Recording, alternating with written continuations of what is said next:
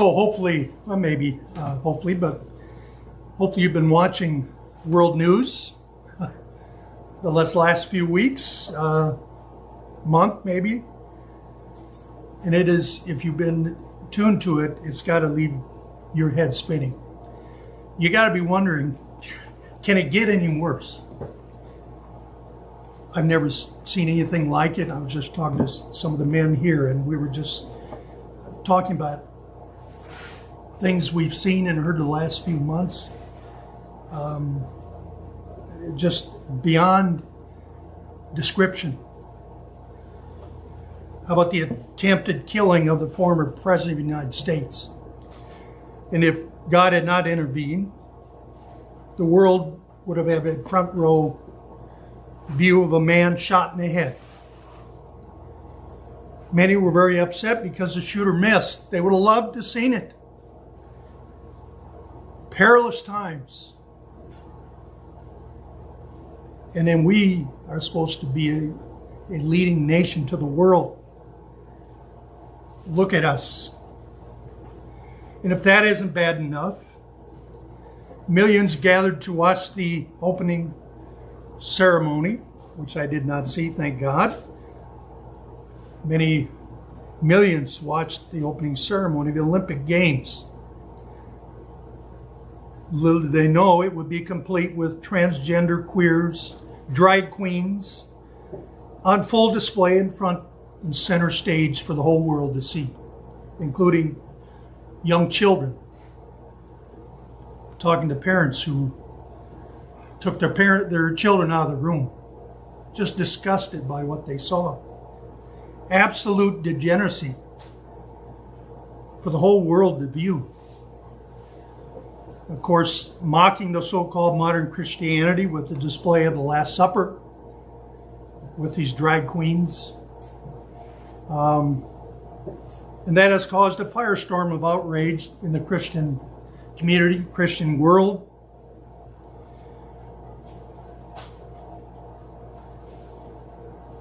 And of course, we just read about Israel being attacked, children killed, and on the brink of all-out world war. You know, as you step back, it becomes very clear that the stage is being set for an end-time prophecy to move forward quickly. Now, I did not know what Mr. Kreyer was going to talk about in his sermonette, but as we'll see today, it's amazing how the two dovetail. But he said, we're in the last 2 miles, may even be shorter than that.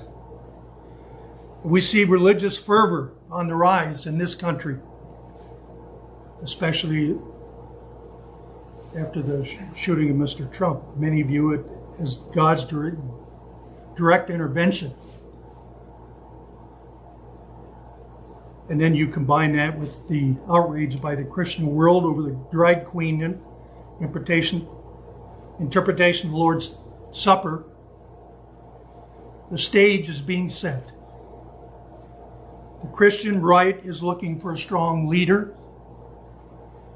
They're looking for a leader to unite them and lead them forward in dealing with the great evils that they see.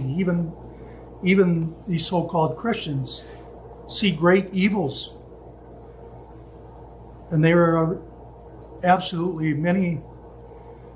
are absolutely shocked by what they see going on.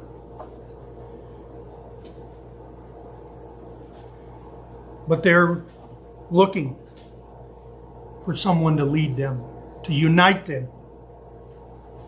And we know from Bible prophecy that there is coming an unholy church-state union that will step in, is going to step in here shortly to lead them. This then is a powerful religious authority that claims to represent Christ, but is in reality a tool of Satan, the devil himself. And this figure that will show up on the scene deceives all those who dwell on the earth he's going to be given the power to have many miracles, false miracles. and to use that to gain worldwide allegiance. And we see it coming. This unholy church-state union, this combined church-state persecution of true Christians will become especially intense during that time. You know, as Mr. Kreyer said, it remains to be seen how much we may have to endure before we're taken to a place of safety. But regardless of what we may have to endure, or if God is merciful and we're taken to a place of safety, either way, it's going to take great courage, great faith moving forward. And thinking about this, my thought process here leads me to my topic today. The question is, are we prepared to face the difficult times just ahead of us? As the sermonette said, are we ready to finish the last 2 miles of the race? And with that in mind,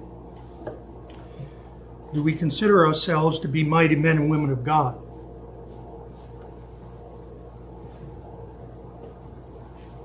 Are you mighty enough to finish the race?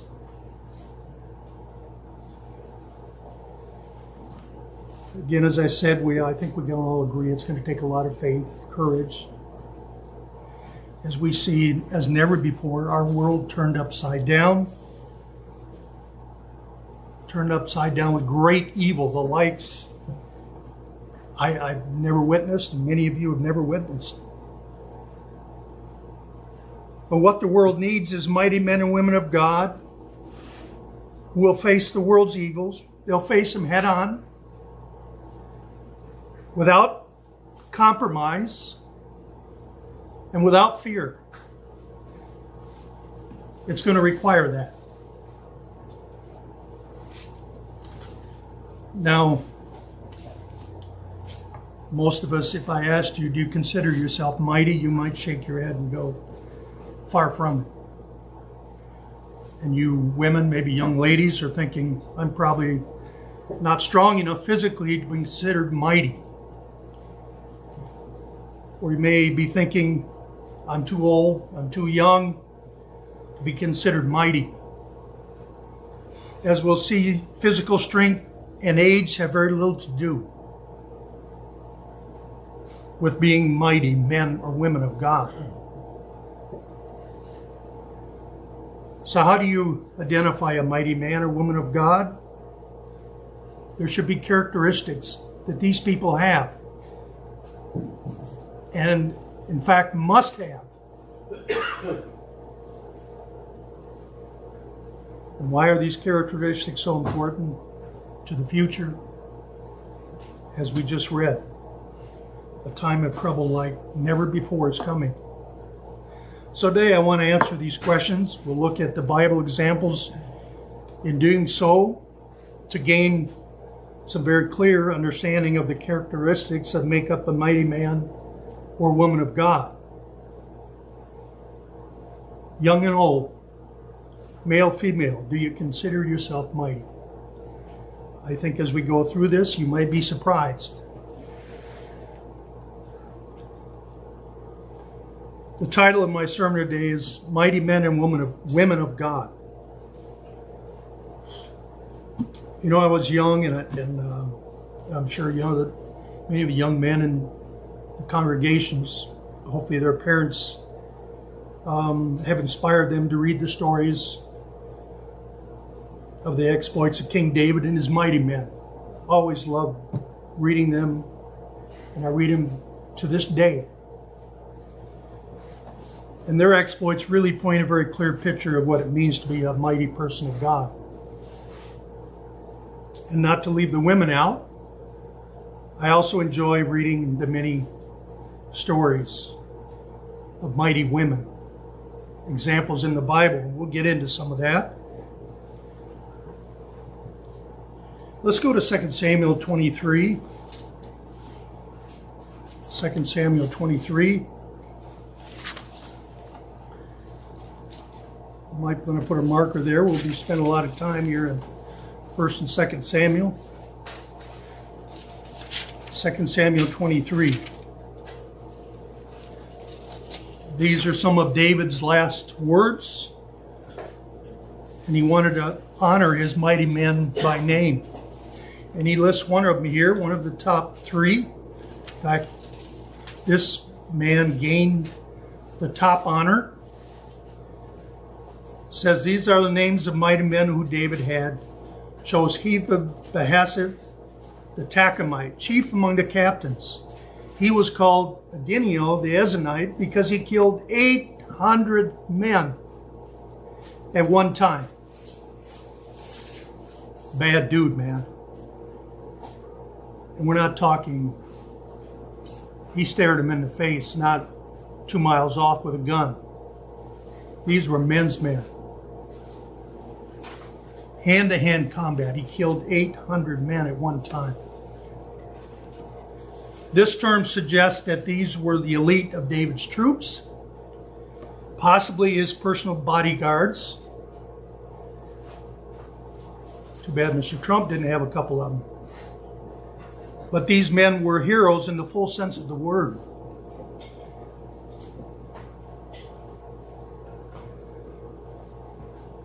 Mighty men in the Hebrew is Gibbor, G-I-B-B-O-R. The word emphasizes excellence. In the Old Testament, it's used for excellence of a lion. Let's go to Proverbs 30, verse 30. Proverbs 30, verse 30.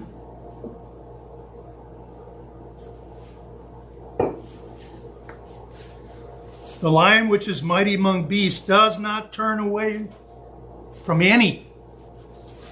He's definitely not a coward. If a man or woman is mighty, they're fearless, as we'll see. But this listing must have inspired others to obtain such accomplishments. Think about it. 800 men slaughtered by this, what some would consider a brutal beast. Right? It's hard for us to relate to this in terms today. And some may wonder why God mentioned these men, because it kind of sounds like they were pretty bloody men. They were savages, warmongers, all about blood and guts. I mean, that's what it appears to be. The world has a hard time associating the God of the Old Testament with Jesus of the New Testament, who supposedly walked around with folded hands. You've seen Satan's ministry. They'll stand up there. I was just at a funeral. Every time.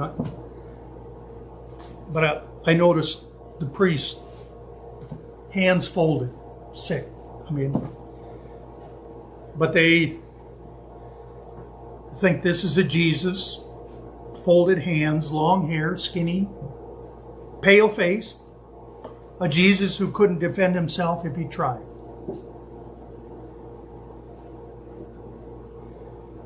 And then how could this God of the Old Testament order the killing of all men, women, and children, livestock in the case of Saul? Where is the love in that? But because they do not understand the plan of God, they have to discard the Old Testament, right? They have to rip it in half, just keep the New Testament. They cannot comprehend a mighty man slaying 800 and some men. And they miss out on the rich knowledge of the Old Testament.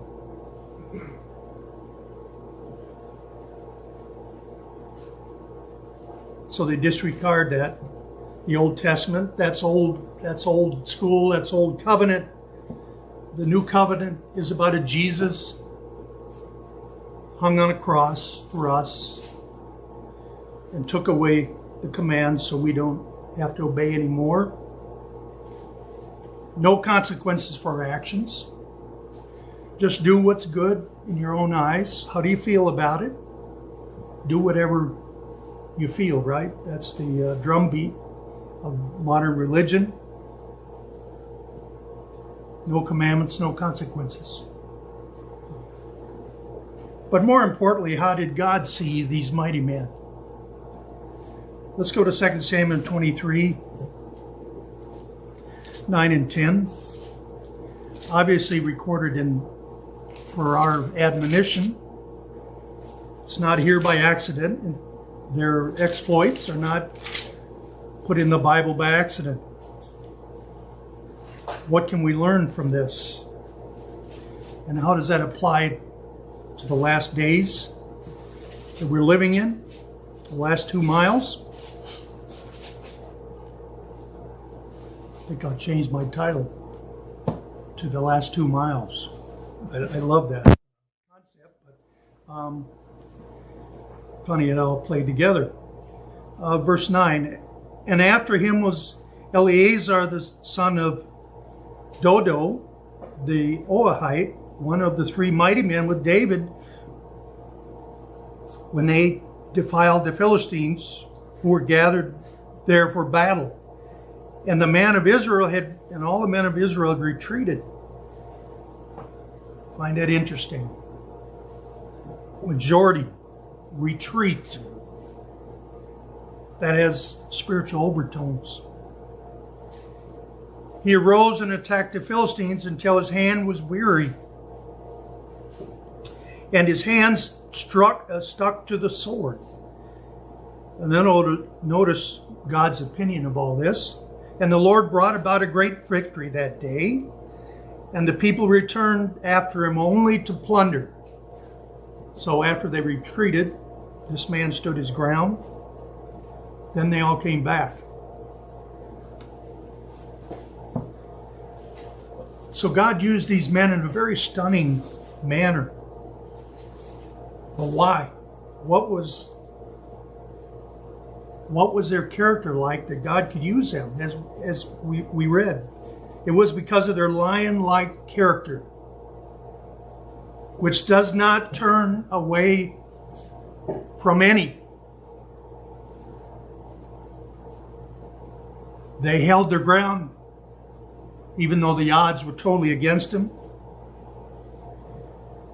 You know, and what I reminded, what did God say about David? Why did he choose David as king? Well, he chose David because it said David would do all his will.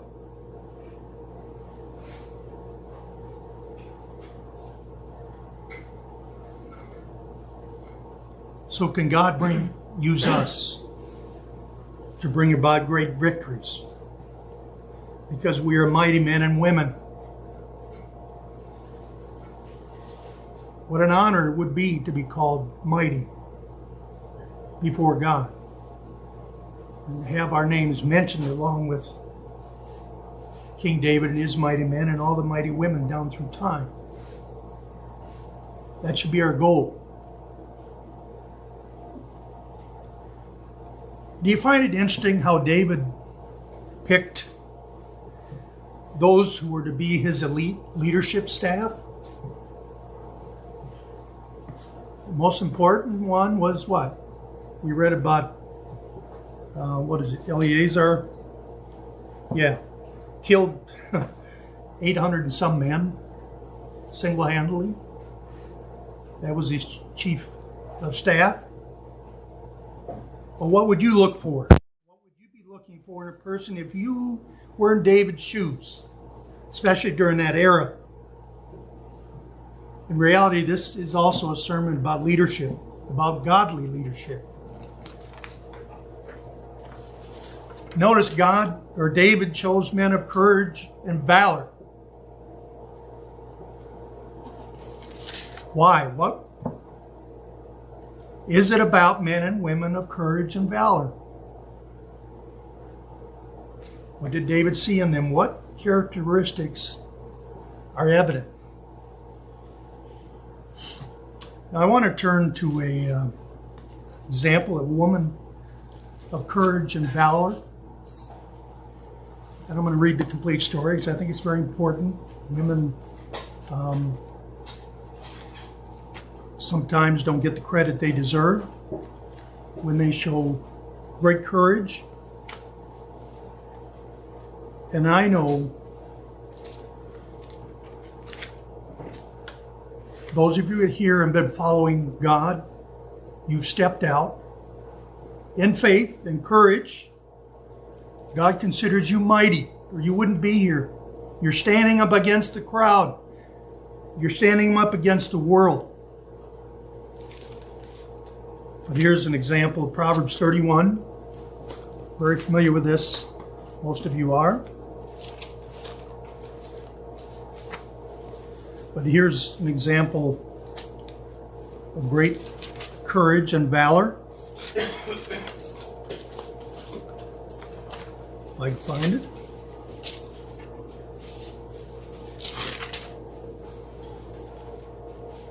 Verse 10, who can find a virtuous wife, for her worth is far above rubies? The heart of her husband safely trusts her, so he will have no lack of gain. She does him good and not evil all the days of her life. She seeks wool and flax and willingly works with her hands. She's not afraid to break a nail. How many women today would ever think to use their hands other than beautifying themselves, putting on long nails? What? Okay, I better stop. I'm going to offend somebody. But I stand and wonder when I see women with these nails. How can you? I don't know. I'll stop there. But I'm old school. I get it. But here's a woman. Works with her hands. She's not ashamed of it.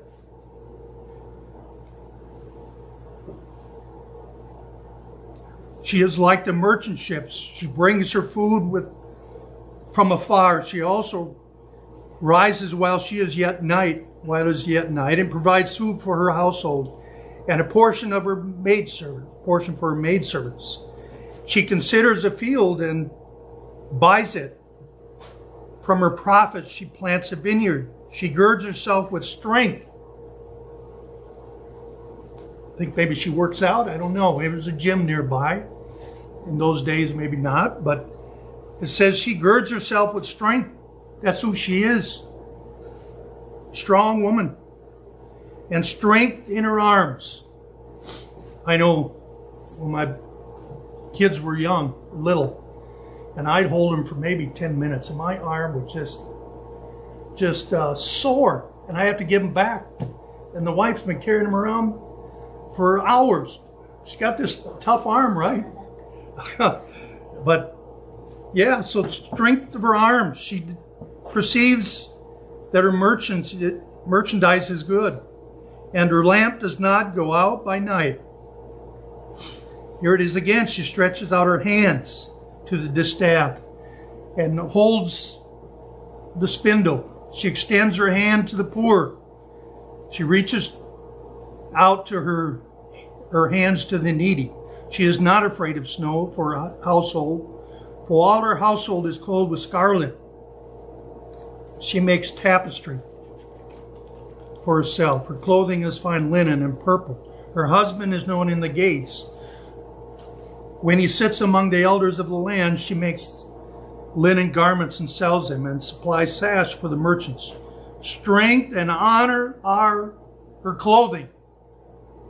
There it is, mighty. This is a mighty woman.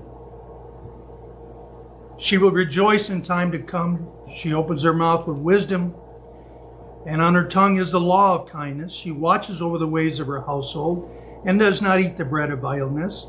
Her children rise up and call her blessed. Her husband also, and he praises her. Many daughters have done well. Talking about that excellence. The excellence is part of being mighty. You excel them all. But a woman who fears the Lord, she shall be praised. Give her the fruit of her hands, and let her own works praise her in the gates. This describes a woman worthy only of a great man. So we see the courage and the valiant women that when it comes to mighty men and women. You know, mighty men and women make it happen. They get it done. As we heard in the sermonette, they're doers. They can not only talk the talk, but they can do it. They can stand tall. You either give them a command or a job to do, they will get it done. Hence David and his mighty men. He surrounded himself with men who would get it done for him. Quitting or giving up when the going gets tough is not an option for mighty men and women. That is just not part of their wheelhouse. They are motivated, and they inspire and motivate others through their actions. Again, they're doers. And that is a quality of a true leader. So David chose valiant men to be chiefs, 37 in all. And one of the most important attributes of a mighty man or woman is valor. Point number one, to be mighty men or women of God requires valor. Very important point. I've made that number one for very good reason, as we'll see. What is valor? Valor is a quality of mind enabling one to face danger or hardship resolutely, with braveness, bravery, courage, fearless. It's a quality of state of being heroic or gallantry, heroism. That's what it means. Sir Winston Churchill put it this way: courage is rightly esteemed the first of human qualities because it is a quality which guarantees all others. So valor's got to be at the top of the list. One of those characteristics of men and women of valor is they're fearless, they're brave. David himself was a mighty man of valor. He led by example. Let's go to 1 Samuel. Look at his example. 1 Samuel 16.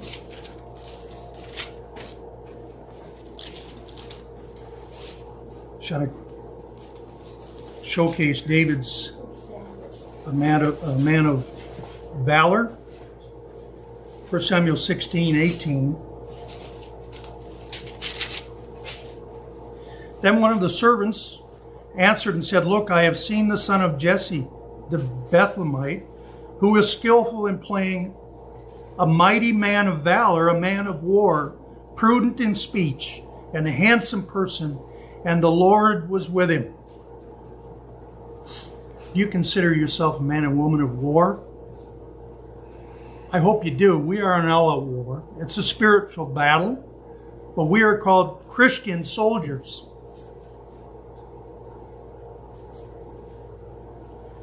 And the Lord is with us, just as it was for David. Let's jump down verse 24 here, 17:24. Talking about this man of valor, David and all the men of Israel, when they saw the man, talking about Goliath, what'd they do? They fled from him and were dreadfully afraid. Real problem here. As we go through the Bible, majority of those Israelites, and this I think would apply to the church in many ways, most are deadly afraid. We're going to read about Gideon. How many were afraid? We'll talk about that. It shouldn't be associated with us. Verse 26. Then David spoke to the men who stood by him, saying, What shall be done to the man who kills the Philistine and takes away the reproach from Israel? For who is this uncircumcised Philistine that he should defy the armies of the living God? Here's a man stood up for God. That's how we saw this Philistine. He was defiling God and his army.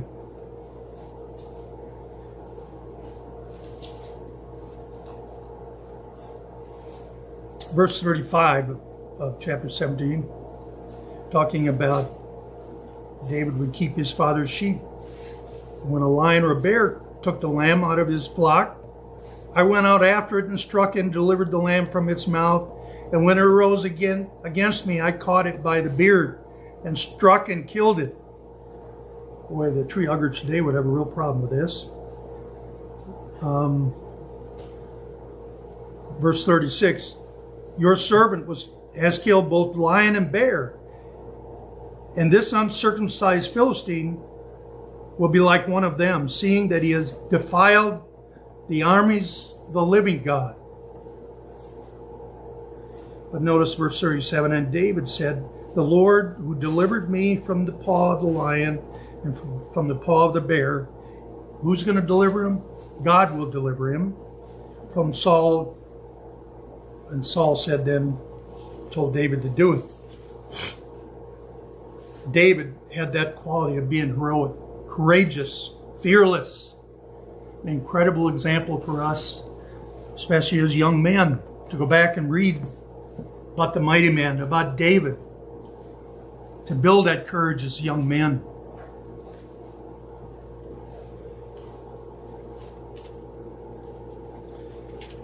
I don't want to forget the ladies. I want to cover a few examples of mighty women of valor. And surprising, there's many in the Bible. I don't have time to look at all of them, but I'll cover 3 of them here. One woman that we have really don't talk a lot about, but a woman of great strength and valor, is Mary, mother of Jesus. And you can read that in Luke 1:26 through 30. I don't have time to read that all, but I'll just kind of summarize Mary's great exploits. Mary was the mother of Jesus, who was an incredible woman who followed God with strength and boldness. She trusted God. She trusted God's plan for her in her life, allowing her to give birth to Jesus, the Messiah. Despite extraordinary circumstances, Mary decided to trust God without understanding. Many times we go in life, we just have to walk by faith. We don't truly understand it, but we're going to go forward. Her tenacity, her strength was unwavering and committed. Her commitment provided to be one of the greatest decisions of her life and for Christianity. And God spoke to Mary through the angel Gabriel. She was a virgin. She was unmarried and afraid. Although Mary was afraid and faced uncertainty, she absolutely trusted God through it. She trusted Him to lead her and fulfill her plan that God had for her. And she followed Him with great faith, as we read. She had great hope and trust. Truly a mighty woman of valor. How about Queen Esther? In the face of adversity, Queen Esther demonstrated amazing courage. She was a woman of valor.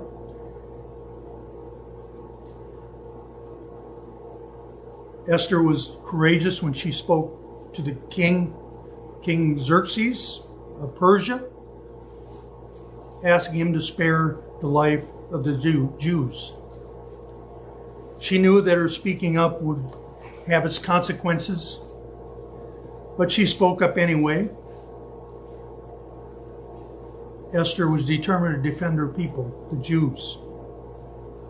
But she followed God with great boldness, and she was willing to let go of her position, her wealth, her status within that government, willing to give it all up to be led by God and to follow her calling. That sound like many of you women who've had to give it all up. You didn't care because you're going to follow God. That is women of valor. I know it's hard to consider yourselves that, and men too, but God sees us that way. Naomi is another woman of valor. Naomi's husband and 2 sons died. She chose to follow God while she was overcoming her grief. But she didn't allow grief to consume her. She chose to follow God even when she was in a very tough strait. How am I doing time-wise?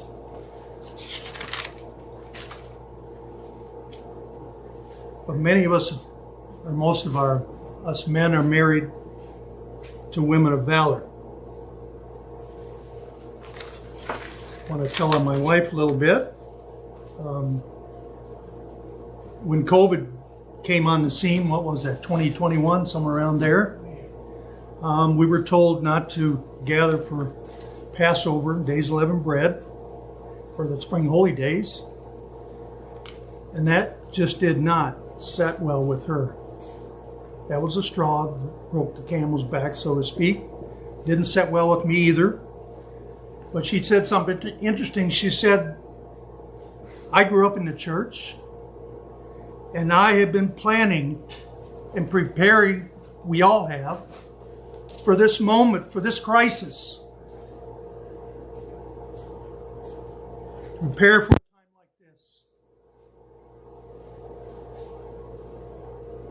And she asked, what is the faith in that decision?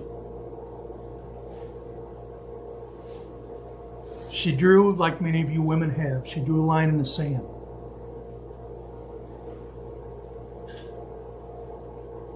She said we must follow God rather than man.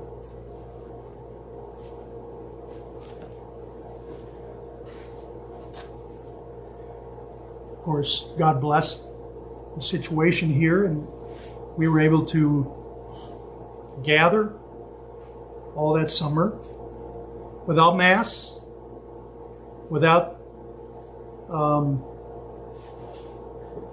distancing ourselves from one another. And guess what? We sang. But my wife's example is much like many of you. You drew the line in the sand. And you did not compromise. That is a sign that you're a mighty man or woman of God.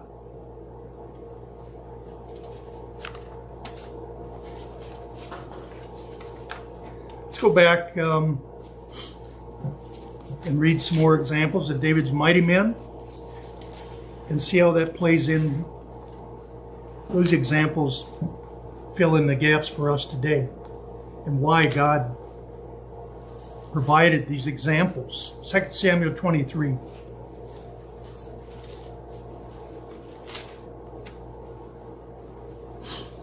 Let's go to read verse 11 and 12. And after him was Shehama, the son of Agi, the Herite. The Philistines had gathered together into a troop where there was a piece of ground full of lentils. So the people fled from the Philistines. All of them fled again. But this mighty man, it says he stationed himself in the middle of the field, defending it. And he killed the Philistines, so the Lord brought about a great victory. He drew a line. You're not crossing this line. I don't care how many of you there are. You're not crossing the line. Numbers meant nothing to these men. But how does these examples of the mighty men apply to us today? As I mentioned, We're doing battle just as David and his mighty men have. We're an all-out spirit battle. We are true Christian soldiers. And we battle probably more so than the mighty men. They can see their enemy more clearly than we can today. And we need more of God's Holy Spirit to face those battles. And there are many battles on many fronts, as we know. Constantly vigilant. Satan is a roaring lion. And we too have to take a stand. We too have to hold the ground. The moral compass is moving in the wrong direction. Sin has become the norm.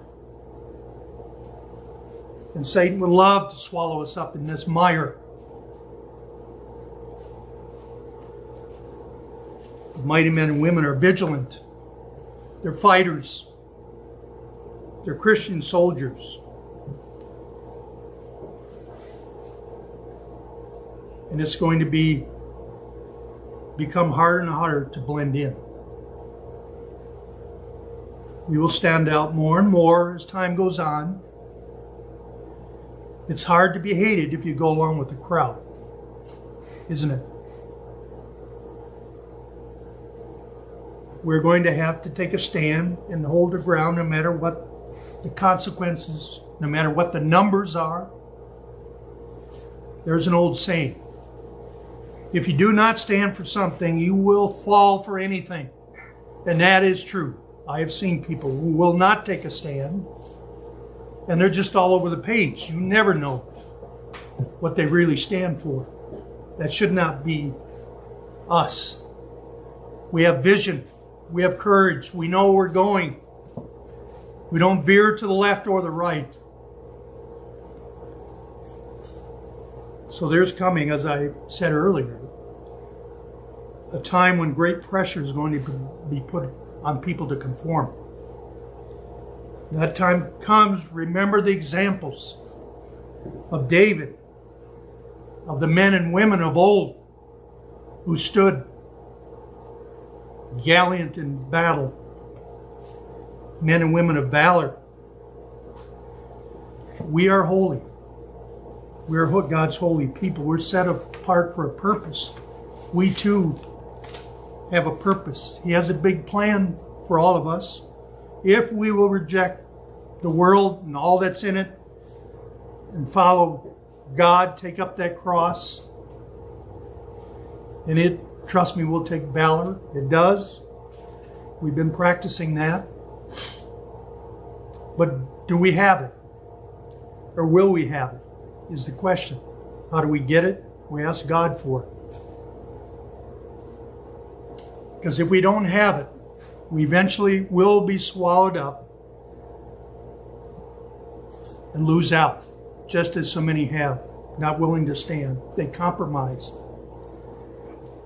They didn't stand alone in the field if they needed to. Right? A little compromise here, compromise there. Then they're one of them that runs off. They're fearful. Point number one, to be a mighty man or woman of God requires valor. Absolutely. Point number two, to be mighty men and women of God requires loyalty. Loyalty is so important. 2 Samuel, we won't turn there, 39, talks about Uriah the Hittite. And he rounded up to 37 in all. David mentioned as mighty men. If you remember, Uriah was the husband of Bathsheba. And Uriah displayed great loyalty to David. And he considered him one of his mighty men. What is interesting about Uriah is that he was a Hittite. And it suggests that Uriah might have been a foreign mercenary who may have become a worshiper of Israel's God. Uriah, as we know, was a very loyal and dedicated soldier of David's. But he had that absolute characteristic of being loyal. Something so important for all of us. God preserved his life story for us so that we will become loyal just as Uriah is. Let's look at Uriah a little bit here.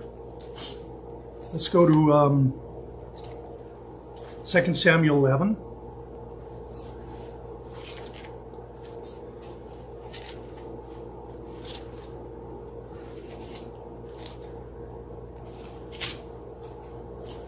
Second Samuel 11, let's drop down to verse 11.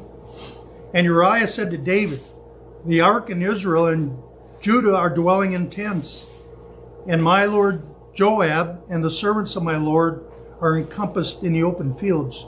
Shall then I go down to my house to eat and drink and lie with my wife? As you live and as your soul lives, I will not do this thing. What incredible character this man had. He was so concerned for his fellow soldiers. And this must have stung David deeply. David had just stolen his wife.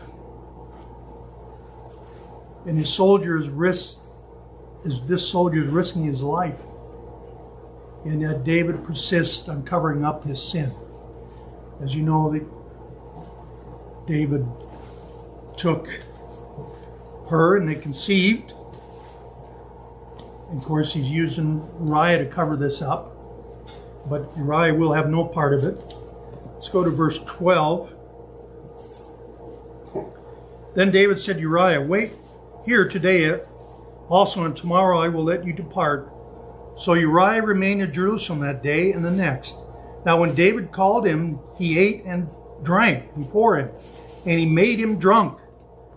There's no end to what David would go to cover this up. He gets him drunk here.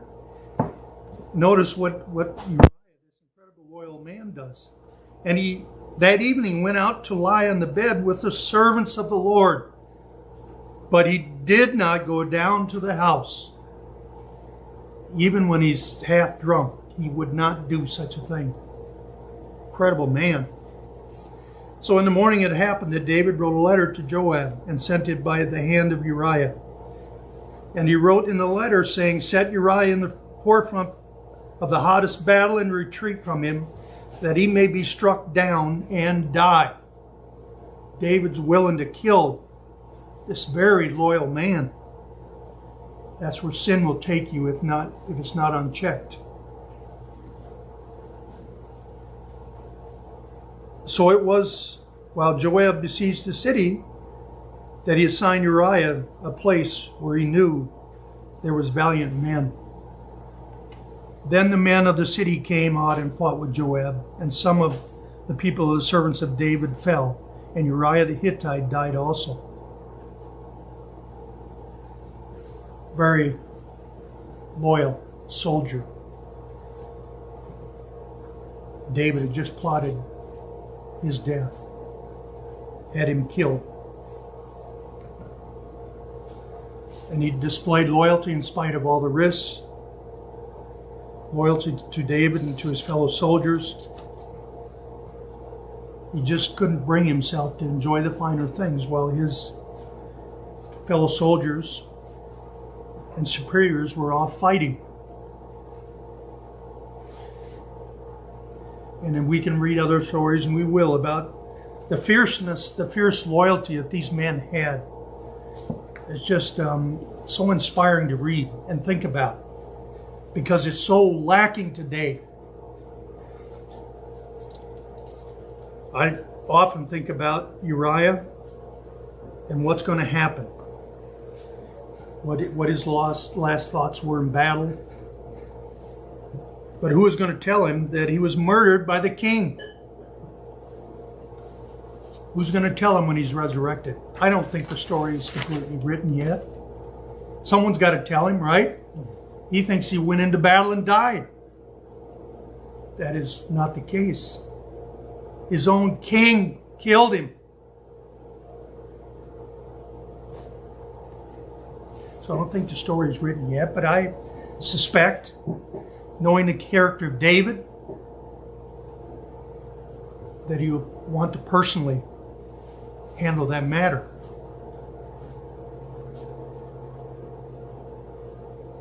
But what about this very loyal servant? What do you think his reaction will be when he finds out his king murdered him?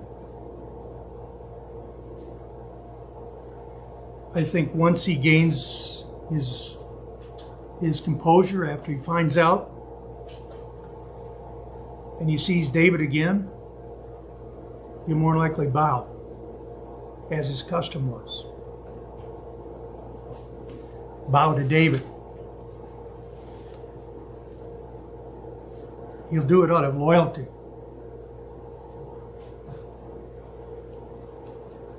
Credible man of character. Again, that's my speculation, but I don't think the story's written yet. It'll be interesting to see what happens. 2 Samuel 23, verse 14.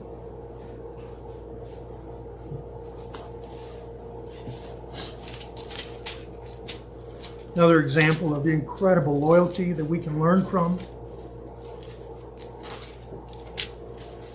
And we must learn this lesson of loyalty if we're going to be in the kingdom of God, as we'll see. 2 Samuel 23, verse 14. David was then in the stronghold and garrison of the Philistines that was in Bethlehem. And David said with longing, "Oh, that someone would give me a drink of water from the well of Bethlehem, which is by the gate." So the three mighty men broke through the camp of the Philistines, drew water from the well of Bethlehem that was by the gate, and took it and brought it to David. Nevertheless, he would not drink it, but poured it out unto the Lord. And he said, "Far be it from me, O Lord, that I should do this. Is this not the blood of men who went in jeopardy of their own lives?" Therefore, he would not drink it. And these things were done by these three mighty men. Would you go fetch a glass of water with great risk and danger to your life, and do it without hesitation, out of loyalty? Wow. These mighty men that followed David showed a degree of love and loyalty that I don't think is matched to this very day. And David was so deeply moved by their loyalty that he wouldn't drink it. It was so precious, he considered it a sacrifice. So what does this say about David? That they would be so loyal to him that they would risk their life for a drink of water. What it says about him is mighty men and women inspire loyalty, and they motivate others to loyalty through their actions. How about us? Are we loyal? Do we set the example when it comes to loyalty to God? It goes deeper than just saying we belong to a church, the church of God.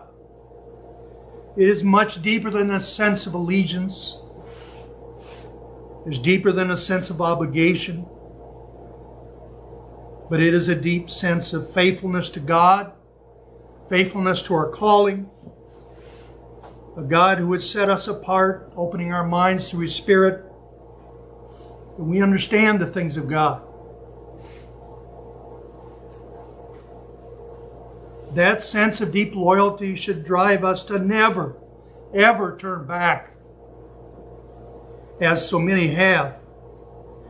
Never turn our back on the calling we've been given. We're on that last couple miles. Why give it up now?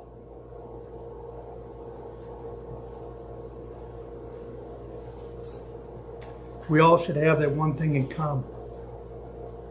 A deep feeling and sense of loyalty to God for what He's done for us. We owe it.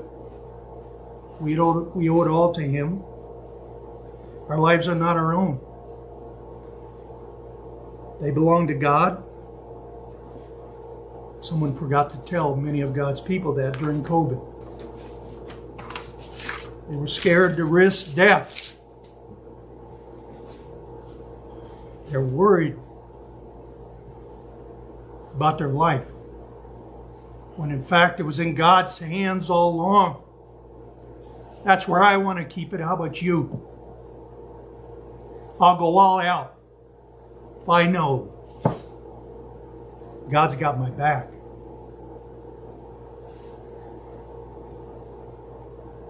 So point number 2, mighty men and women are loyal, extremely loyal.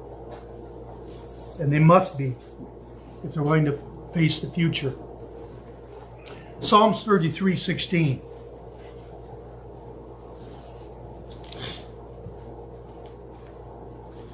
I'm going to speed up here. Another important lesson that we must learn. Psalms 33:16. No king is saved by a multitude of an army. A mighty man is not delivered by strength. Important life lesson. A mighty man is not delivered by his strength. So point 3, mighty men are women, and women understand that they are not delivered by their own strength. It's not about our strength.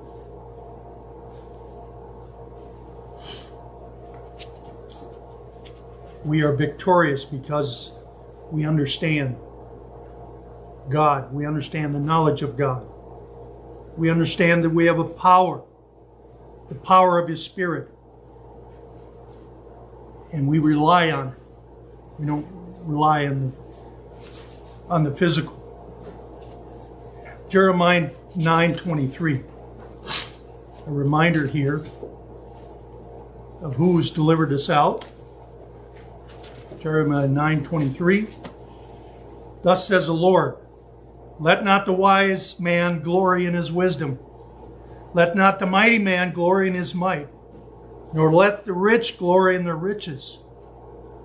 Verse 24, but let him who glories glory in this. Here it is. That he understands and knows me. We got a leg up, guys, girls. We know God. We know that I am the Lord, He said. You know it. I know it. David and his mighty men understood that it wasn't their physical strength that was going to stand in that open field and kill hundreds or maybe thousands of men. They would stand their ground because they knew God would deliver them. God would give them the victory. We read in 2 Samuel 23, 9 and 10, examples of Eleazar, who stood in when everybody else fled. And the Philistines went to battle with him. Everybody else retreated. How about Agri, the Herite, defended that field of leeks? One of the overlooked facts about mighty men and women of God is that they do not have a good grasp of mathematics. I just proved it, right? Anybody that had a good grasp of mathematics retreated. We just read it. We're way outnumbered here. Run! Retreat! Why? The fearful, the unbelieving, God said are going to be in the lake of fire. Why does He take such a strong stance? What is it about fearful people that God sees? Well, fearful people deny the power of God. and they deny the power of His Spirit to guide them to be faithful. But fearless people are not tied to what they see and feel. That's the lesson the mighty men in that open field. They operate from a spirit realm. They see things much different. They don't see numbers. They see God. And they see the power of God. As an example of Elisha. I love this story. When the army came down,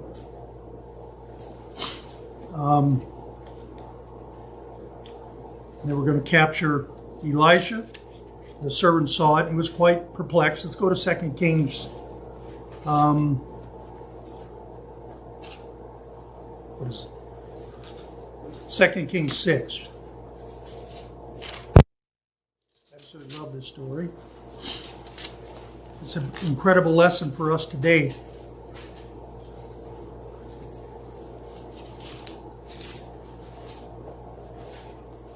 It's fun to go back through these accounts. We can learn so much. And when the servant of the Lord, of a man of God, arose early and went out, there was an army surrounding the city with horses and chariots. And his servant said to him, "Alas, my master, what shall we do?" What is the first thing out of Elisha's mouth? So he answered, "Do not fear." Yes, 2 Kings 6, verse 14 and 15. Verse 16. What's the first thing? Do not fear. The lesson we, as mighty men and women, must truly understand. Why? For those who are with us are more than those who are with them. And Elisha prayed and said, "Lord, I pray, open his eyes that he may see." Then the Lord opened the eyes of the young man, and he saw, and behold, the mountains were full of horses and chariots all around, and fire all around Elisha. Elisha asked God to show his servant what he could see. Are we asking God for what we should really see? Men and women are fierce warriors. We are successful. If we are successful, it is because God is driving us. We look to Him. We don't trust in ourselves. We don't trust in our own strength, just as Elijah didn't. Want to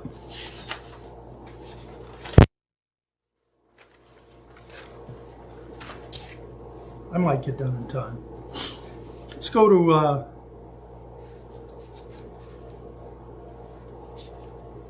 go to Judges 6. Judges 6.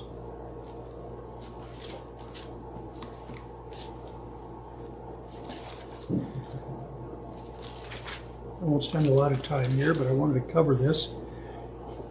And this was during the Midian oppression. God called a mighty man of valor to deliver them. Judges 6 tells us of his calling and commission. The name Gideon means to cut down. So he was called to cut down the oppression by the Midianites. You know, here in verse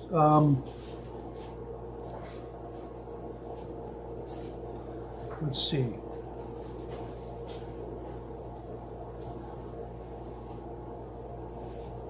Verse 10. Also I said to you, I am the Lord your God. Do not fear the gods of the Amorites in whose land you dwell. But you have not obeyed my voice. How many people did not obey God's voice? But he said he corrects them for their fear.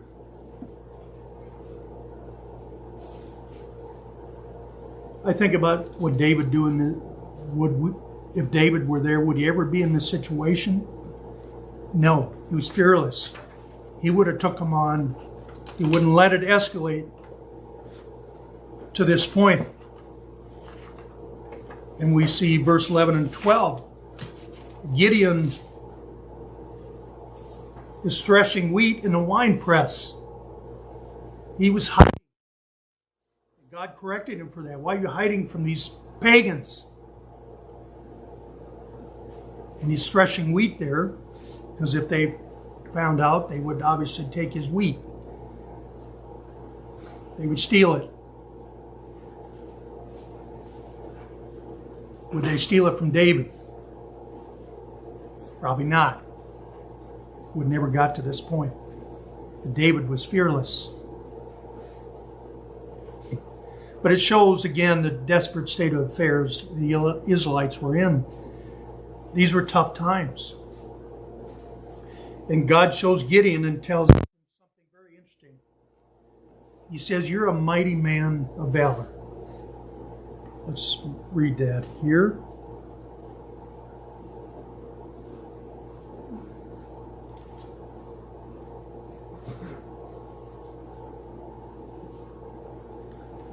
I can't put my finger on it here, but there it is. Verse 12. And the angel of the Lord appeared to him and said to him, "The Lord is with you, you mighty man of valor." He calls him a mighty man, and then he sees valor in Gideon. Gideon doesn't see it. What's he say?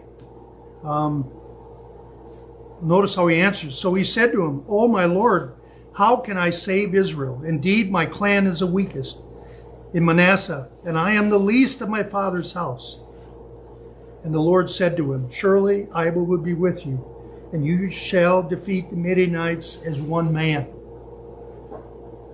That message should ring clear to us today. God is with us.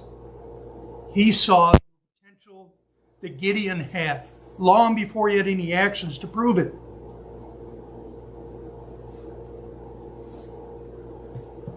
So God sees us as mighty. He sees the potential if we will hang in there. That's how God sees us, as gallant men and women of valor, loyal. God looks for quality more than he looks for quantity. God is not impressed with numbers. Never has been. It never moved God's hand, as in the case of Gideon. It is the quality of the saints. He looks for saints with faith who are disciplined and commit to obey, who are not afraid to face great odds as Christian soldiers in war on. We're in all out war.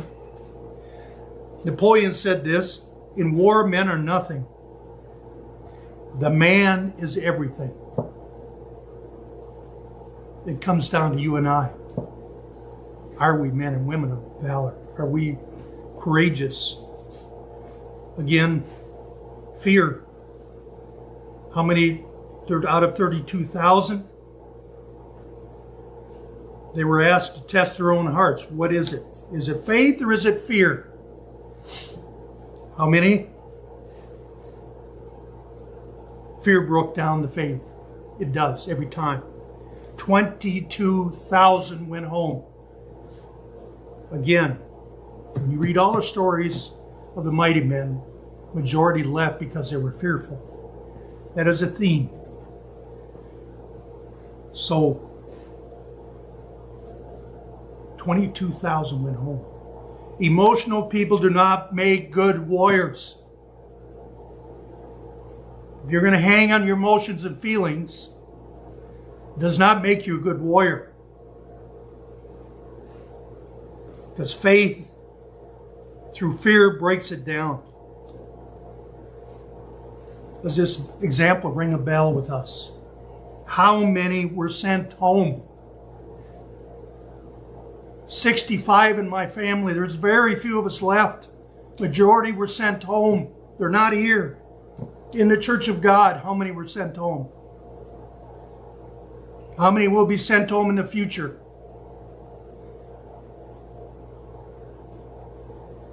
You must know, if you're fearless, you understand that we're not going to be delivered. by our own strength. We're going to have to know that in the future. We maybe have to stand in an open field.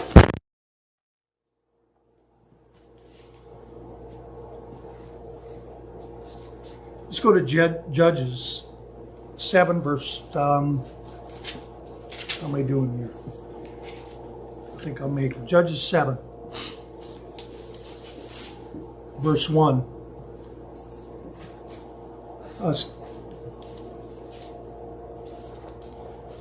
Let's go to verse 2. Here is the heart of the problem. And God makes it very clear here why Gideon was chosen and why he removed 90% of them. And the Lord said to Gideon, the people who are with you are too many for me to give to the Midianites into their hand, lest Israel claim glory for himself against me, saying, my own hand has saved me. If we somehow think that we're smart enough or we're good enough that we can save ourselves, we're truly on the wrong side of God, giving ourselves for credit against God. And if we're doing that, we need to deeply repent of that. That's arrogance at its epitome right there of arrogance. We are nothing without God. He provided our very means to exist, the air, the beating of our hearts. No one will be in the kingdom of God who thinks he got there on his own. He just won't be there. If we truly understand our human existence, what we're made out of, dust of the earth, the true meaning of what it means to be redeemed from sin, if we understand all that, the last thing we would do would give ourselves credit. We will always give God the credit. That's the lesson of Gideon. You're nothing without God's power and strength. You can go on to read how he delivered Gideon. Very inspiring story. But sadly enough, there's no happy ending to the story of Gideon, which is another lesson for us that we must deeply understand. Judges 8, as we go forward. This has been the tendency of the Church of God down through time. Judges 8. And God preserved this for us to learn the lesson.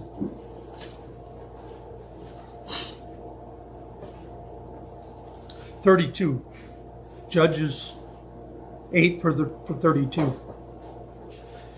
Now Gideon, the son of Joash, died at a good old age. God blessed him for his gallantry, for his a mighty man of valor, and was buried in the tomb of Joash, his father. Verse 33. So it was, as soon as Gideon was dead, that the children of Israel again played the harlot with Baalos, made Baal birth, I guess that's how it's pronounced. They made him their god. And thus the children of Israel did not remember the Lord, their God, who had delivered them from the hands of their enemies on every side. Tragic end to the story of Gideon. How soon they forgot. But this story, again, as I said, has played itself out over and over again with the people of God, people that called themselves Church of God, converted. They forgot.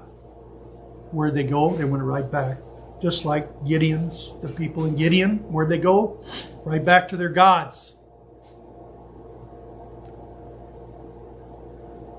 But here's a lesson for us. Never repeat that mistake. Never forget God. Never forget what He's done. And do we have eyes to see and a heart to remember that mighty men and women just simply are not delivered by our own strength? And isn't that a wonderful thing? It isn't about us, it's about God and His Spirit and the power of that Spirit that drives us forward. We don't have to rely on ourselves. That's a wonderful truth that's been given us. I said earlier in my sermon that the world needs mighty men and women of God. And I'm going to read it again. Mr. Kreyer read it earlier, but I think it applies to this very moment. Let's go to Daniel 11:32. I didn't know what Ben was going to talk about. We never talked about it. It's funny how you could add those 2 points to this very sermon. I don't have time to, there's a lot more topics I'd like to cover on this topic, but for the sake of time, I can't. So just add those to the points I've already given in regards to mighty men and women. But Daniel 11:32, and such as do wickedly against the covenant shall corrupt by flatteries, but the people of God, or the people that do know their God, shall be what? Strong. They're not cowards. They're strong. And when you are fearless, you do what? You're a doer. You do great exploits. Exploits means heroic deeds or achievements.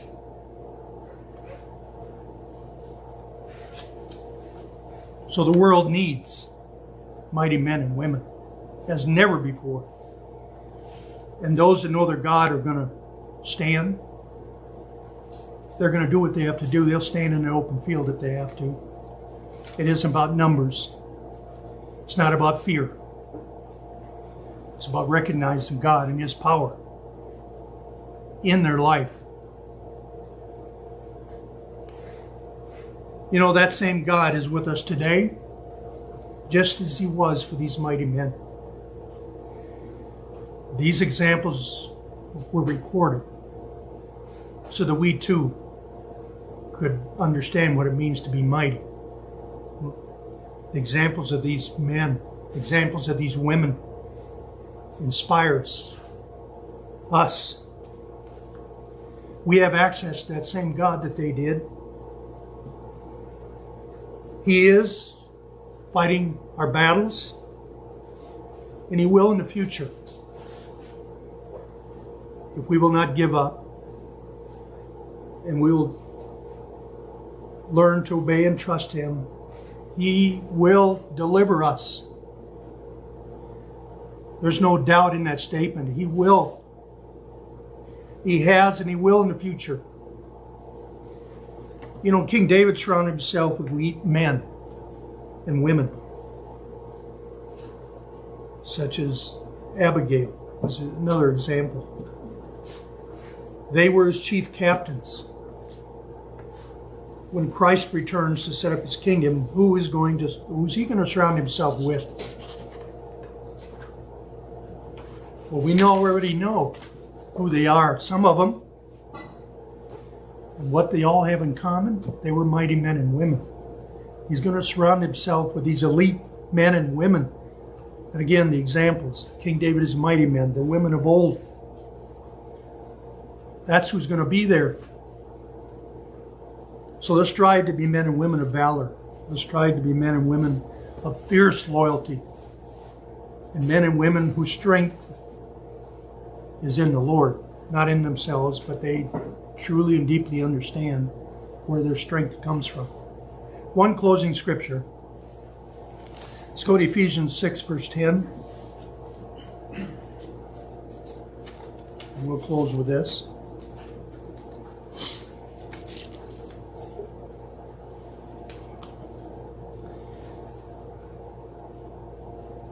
Finally, my brethren, This is God, Jesus Christ, talking to you and I in a very personal way. He says, my brethren, be strong. Be strong where? In the Lord and the power of His might. For more information, go to our website at cogassembly.org. Copyright 2024. Church of God Assembly. All rights reserved.